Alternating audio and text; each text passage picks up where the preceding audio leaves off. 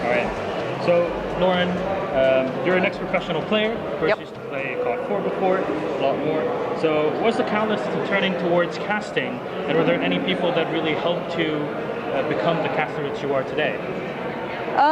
Okay, well, the second part of that, the people who helped me get where I am today, especially from COD 4 becoming a caster into that, was probably the likes of Stuart Saw, Tosspot, a caster himself as well at the time, pretty renowned in the scene. He kind of made me start casting a little bit at the beginning just because they needed an analysis caster and I was available, so I kind of jumped into that with him, which was an incredible experience. I used to look up to him from enemy territory. He was like one of my idols, I guess, when I first got into casting. So yeah, he took me under his wing a little bit. I learned a lot from him. Red Eye as well helped me a hell of a lot get opportunities to work at like I-Series at the beginning, get my name out there, build up. But yeah, a lot of the early figureheads were always very open to being very helpful and actually really involved in just making me become better as well, always giving me like sage advice and being very genuine about it. If I did something badly, they'd actually be like, that wasn't good. You need to, you need to try and change something up here, do something different, watch over your VODs again, try and find some better words for this, try and find some better phrase. Like, they've always been quite critical, but it helps me get better. Yeah, it's all to help you out, basically. Exactly. But, it's the difference between casting an I-Series and stuff like that to being at the major with 14,000 people in front of you.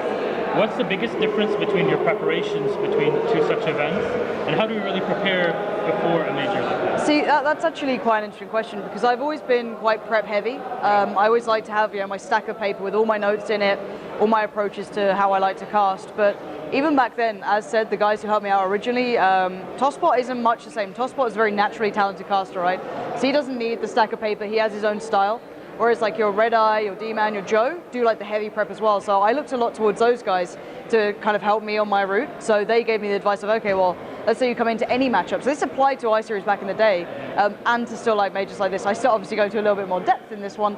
But even then it's like, okay, well, let's look at just an example. Let's look at this head-to-head. Okay, when did they meet last? Okay, these couple of matchups.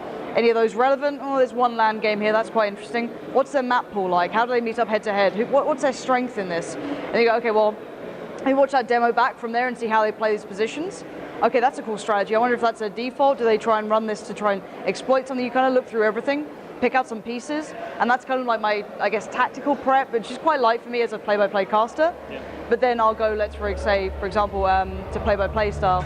For me, I like to have pages of different like adjectives, nouns, verbs, different ways to describe things. So if I get caught up saying, oh, fantastic kill, or oh, great kill, I'm like, I've repeated that too many times, I'll go back to my book and like, oh, okay, that was an excellent kill, that was an amazing kill, whatever it is. Simple as that. It just stops you repeating words, because sometimes you get stuck on it, you're like, oh my God, I've said this so many times. Play-by-play. Right. You need vocabulary. Exactly. So for me, it was like, okay, I need to make sure that I have that there, so I have like 2 books of that as well. And it's just like making sure that if I do run out of ideas, I have something to go back to. And we've been talking to the observers, we spoke to some people from the social media team, some of the production people, of course the casters, the analysts. So we've seen so many different roles here. What do you think are the most underrated roles during the majors, especially? During the majors, it's, for me, the observers. Without them, I wouldn't be able to do my job to the degree I can do. The difference between a good observer and a bad observer, at least in my eyes, is the fact that certain observers understand how to create a storyline for you. They'll know what's important to look at the right time, so therefore you can highlight it as well, so it works in sync. So they really are the unsung heroes of this, because most people will just go, they got the kills, great. It's so much more than that for these guys and for us. Without them, we can't do our job. We have our own PCs to look around on, but that's not the same. You want to be in sync with the audience as well. And you have people like, obviously, Heather doing it so well, and Rush, DJ. These guys that I work with more often than not are absolutely outstanding, and they work so hard as well. They're the first guys in and last guys out. They come in with the tech crew, they stay all the way through the shows, they are so hard working. So yeah, I think there's a lot of people who are unsung heroes at these events, but for me, they are a massive part of that. For some people, it's a bit of an elephant in the room. For most regular people, it's really not. But at IEM Katowice, there was the $100,000 female tournament that they had, which was pretty fantastic actually to watch with Sapphire analyzing as well, herself and Yanko. Yeah. It's pretty nice to see a different style of CS. What do you think lacks the most when it comes to the female scene in CSGO? And do you think there's a reason to separate the male and female scenes? I guess my opinion differs from some, but I don't think there should be separation between male and female teams. I think maybe at a grassroots level, to introduce female gamers to a maybe more supportive scene, that's perfectly fine.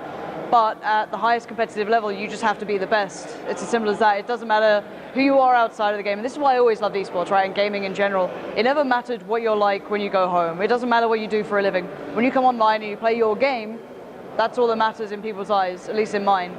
So I don't think there should be a male and female divide. I want to see females getting a lot better. For me, being a female pro gamer from many, many years ago now, obviously, in a very different realm, you know, COD 4 back then was competitive, sure, but not to this degree. It has nothing to do. No, it's sure. I joined a female team. I left that pretty quickly because it wasn't fun, and I don't want to sit there getting grouped every event. So all right, I want to improve myself. I want to be a better gamer, so I'm going to go play with the main team. I'm going to learn. I'm going to sit there, go over demos. I'm going to go over their VODs. I'm going to sit there and anti-strat everyone if I have to. I'm going to perfect every skill of my own. And I want a female to do that in CSGO. That's what I'm waiting for. If one girl does that, I will back them to the moon. If they sit there and go, all right, I'll go through the trolls on HLTV, I'll live with people being abusive and a bit of a dick, excuse the word, but they are. At the end of the day, if someone goes through that and then comes out being the female gamer on top of everyone else, hands down to them. You know what I mean? Like, I would love to see that happen. And there are girls out there who are incredibly talented. Zaz, Juliana, you know, Miss Harvey, Potter. Like, I rate Potter so highly, but they still play in female teams, and for me, I'd love to see them just go, screw this, let me go as far as I can. You know, one day to see them at a major like this. Right, that would be phenomenal for me, you know, because I have people coming up to me saying, oh, you know, you inspire me to be a caster. I'm like, I want someone to do that for female gamers as well. Someone to take that mantle on and just push them further and just be good at the game. Like, none of the kind of political stuff, none of the social stuff, just be good at the game and do what you love. So for me, I'd love to see that happen. And you were talking about the trolls on HLTV, on Reddit, and all of that. There's a lot of those. I know we can all go through social Oh media yeah, all it's day. fun, isn't it, right? Yeah, sometimes there's people just dedicate their lives to it. It's a bit sad. But, you know, there's been a lot of flack, especially, you know, during the majors and big events, so that a lot of people from the talent, the last desk get. How do you deal with it as someone that's been in this for literally years? It's the same old answer, I guess, to a degree, but thick skin for starters. If you care what other people think or are anonymous on the internet, you need to knock that on the head straight away, because at the end of the day, a lot of people look at you and they're very opinionated, and when you're actually in esports specifically rather than just traditional media, it's very easy to contact people, right? Because we have Twitter, we have Twitch, you know, we are very close to our audience. Whereas if you go to like your favorite footballer, they probably don't read their Twitter. They probably don't sit there and go, oh, I wonder what Dave thinks from down the pub about me. Whereas, you know, people are quite entitled in the gaming scene because they all feel they're the next big thing, and they could easily do better than Kenny S did on stage. It's like, well, no, you couldn't, guys. Let's be real about that. But it's like, yeah, people are quite entitled to their opinions, and you just kind of have to deal with it in a way. I don't know how you do it. Different people have ways of coping with, you know, bad feedback. For me, I take it as motivation. If someone goes, you just weren't that good that game, and I'll listen to it back, and maybe I agree. I'll go, actually, I wasn't that good. I need to put more work in. I need to go back. All right, let me work over this again. So, like, it's a matter of how you approach it. You either let it get to you and you feel sad about it, you sit there, you cry a bit, and you bitch about other people, or you go, all right, can I be better than this? Yeah, okay, well, let me improve. Let me focus my skills on this. So next time, if that one guy goes, actually, she's been putting in hard work, that's a win for me. You know what I mean? It's like, I have fans and I have critics, and I always have that. I'm a very polarizing person, obviously, and that's fine. That is absolutely and utterly fine. It's just, you have to take it a certain way that will still benefit you, and that's how I do it. And you know, sometimes you're talking about stream, sometimes you stream. A lot of time with Alex as well, Sheen, for some reason. And you know, what's your reason to keep playing matchmaking? Is it just so you have We're just sadistic. These scoreboard posts on Twitter where you're topping everything and Alex is just bottom? Yeah, I like to just ensure that Alex knows that I'm better than him on any occasion. No, I love playing with my friends in games. Right, coming from COD 4. Having the same, like, I guess it was all about the TeamSpeak and vent vibe. If you guys watching this, or you yourself probably know it, when you're in a clan, it was always awesome to like play with those 10 friends, like in, you know, either gathers, pickups, playing clan based back in the day, or ESL, or whatever it was, you know. that to me was always a brilliant atmosphere. So I still love playing with my friends. And it's just like we can all abuse each other and no one takes it personally. No one sits there and bitches about it. And we can say stupid shit and it doesn't get on social media. It doesn't get recorded. You know, it's quite a nice way to kind of play things out. And when we're streaming, it's just having fun. It's like, at the end of the day, we're the same as everyone else. We sit there and play games pretty much as soon as we can. So for me, it's just fun to be able to do it. And you know, we've asked this for pretty much everybody that we've interviewed, from Mitch to Alex. If there's 3 things that you can change in CSGO, from it being the game plan itself, the observing, or the actual balancing, maybe you can touch on that a lot more, because the observers gave us more about the observing part of the game. What's your thoughts on that? Okay, if I could change things about CSGO, I would love to have the API structure that Dota has, for example, right? So if you look at Dota in comparison to CSGO, they have these incredible statistics sites, they have these incredible stats, and they can generate this so much easier than we can, because you can't really extract it as easily away from CSGO. So I'd love to have that bridging gap there, just to be able to create these brilliant statistics that you have. Because I remember watching, I think it's, what's his name? He's one of the older guys who does the Dota desk. I think it's Nahaz or something like that. I don't remember his name 100%. There's Bruno that does a lot of these stats. Statman Bruno. He now works at Valve, so he gets away from it. But there's another guy who's come on, white hair, a little bit older, very good.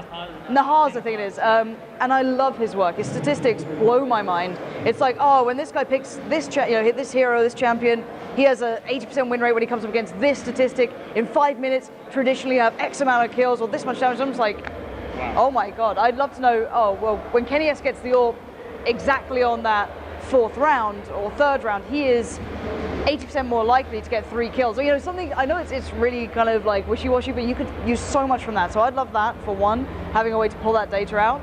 2, I'd love to see like a compendium style thing come through. Like, I'd love to see how far that would go. Because Dota has it, I'd love to see what would happen with CSGO if that got a compendium. And otherwise, I don't know. Actually, the one thing I'd say gameplay-wise, I would love to see a shift in the meta a little bit. Like, I am not a huge fan of like the pistols being so strong and the win rate being so high on the kind of forced rounds. I'd love to see maybe a more traditional balance towards those, like the 1.6 balance kind of style. I'd love to see how that would work. Just if it was like in a test environment or something, just to see how the games would play out. I think that'd be quite interesting. Speaking of test environments, actually, Overwatch recently started a test environment as well.